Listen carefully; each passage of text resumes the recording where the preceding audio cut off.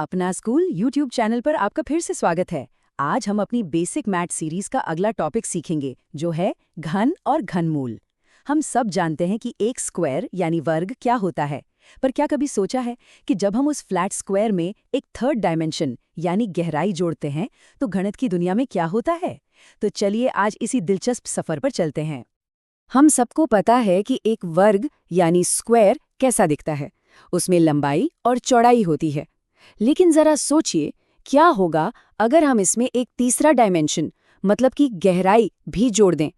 तो बस इसी सवाल के साथ आज की बात शुरू करते हैं।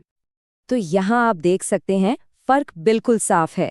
एक वर्ग में हम सिर्फ लंबाई और चौड़ाई की बात करते हैं, यानी एक नंबर को उसी से एक बार गुणा करते हैं।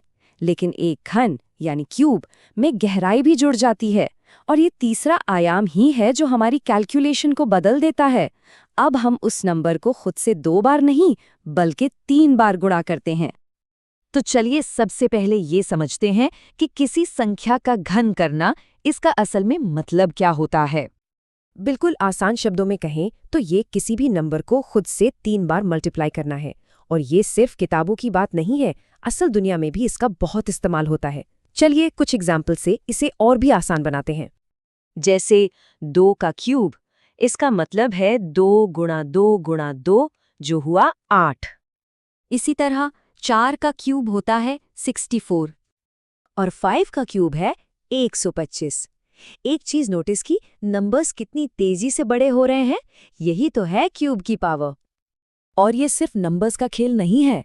मान लीजिए हमारे पास एक क्यूब शेप का बॉक्स है जिसकी हर साइड 3 सेंटीमीटर की है, तो उसका वॉल्यूम यानी उसके अंदर कितनी जगह है वो होगा 27 क्यूबिक सेंटीमीटर। देखा, ये है क्यूब का रियल वर्ल्ड एप्लीकेशन।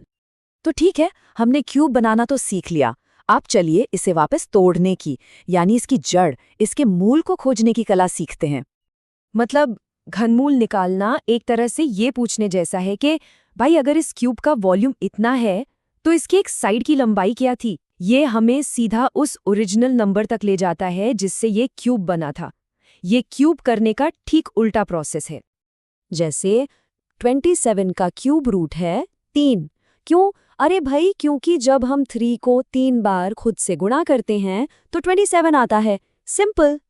उसी तरह 64 का क्यूब रूट हुआ 4 और 216 का क्यूब रूट होता है 6। तो अब सवाल ये उठता है कि हम किसी नंबर का क्यूब रूट निकालें कैसे, खासकर जब नंबर बड़ा हो। तो इसके लिए हमारे पास 2 बहुत ही बढ़िया टूल्स हैं। चलिए एक एक करके दोनों को देखते हैं। हमारा पहला टूल है प्राइम फैक्टराइजेशन। इसमें हम क्या करते हैं कि संख्या को उसके सबसे छोटे बेसिक बिल्डिंग ब्लॉक्स में तोड़ देते हैं, जिन्हें हम प्राइम फैक्टर्स कहते हैं। चलिए 512 का एग्जाम्पल लेते हैं। जब हम इसे इसके सबसे छोटे हिस्सों में तोड़ते हैं तो हमें 2 के 3 ग्रुप्स मिलते हैं। अब असली जादू देखिए, हमें बस हर ग्रुप से एक 2 लेना है और उन्हें आपस में मल्टीप्लाई कर देना है। तो 2 गुना 2 गुना 2 और हमें हमारा जवाब मिल गया 8। है ना आसान? अच्छा, अब देखते हैं हमारी दूसरी विधि, जो लॉन्ग डिवीजन मेथड जैसी है। ये तब बहुत काम आती है जब नंबर्स इतने बड़े हों कि उनका फैक्टराइजेशन करना मुश्किल लगे। तो चलिए 9261 को देखते हैं।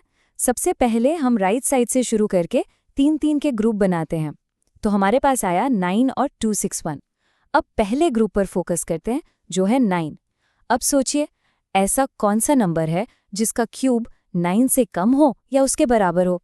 वो है 2, है ना? क्योंकि 2 का क्यूब 8 होता है, तो 2 बन गया हमारे आंसर का पहला डिजिट। फिर एक प्रोसेस को फॉलो करके हमें अगला डिजिट 1 मिल जाता है और हमारा फाइनल आंसर हुआ 21।